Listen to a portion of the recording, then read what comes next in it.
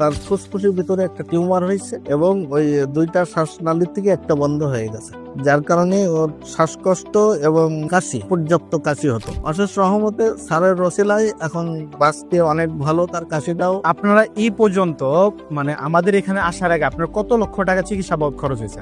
এখন ইন্ডিয়াতে যেহেতু এটা চিকিৎসা করিনি, তারপরেও 5 থেকে 6 লক্ষ টাকা চলে গেছে। 5 থেকে 6 লক্ষ টাকা। জি জি। আসসালামু আলাইকুম, আমি doctor ATM Rezaul Karim, cancer চিকিৎসক অধ্যক্ষ ডাক্তার এস এম সরোয়ার স্যারের সহযোদ্ধা হিসাবে কাজ করতেছি গণস্বাস্থ্য হোমিওতে। তো এখানে আমরা দেখে আসতেছি আল্লাহর মধ্যে বহুত পেশেন্ট সুস্থ হয়, যাদেরকে দেখতেছি অ্যাম্বুলেন্সে করে নিয়ে আসতেছে বা হসপিটালে আইসিইউতে আছে, ওখান থেকে ব্যাক করে। সেই ধারাবাহিকতায় আজকে আপনাদের সামনে আমাদের ছোট্ট একজন বাবুর পরিচয় করে দিব, যে আমাদের এখান থেকে চিকিৎসা করে আল্লাহর মধ্যে সম্পূর্ণভাবে সুস্থ আছে।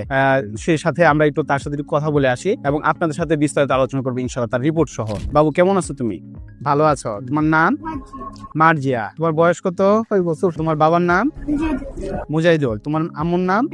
রেখা। আচ্ছা, ইনি কি হয় তোমার? বাপি। আচ্ছা জি, আপনার নাম? মোহাম্মদ মফিজুল ইসলাম। মফিদুল ইসলাম। জি। পেশেন্ট আপনি কি হয় বাবুটা?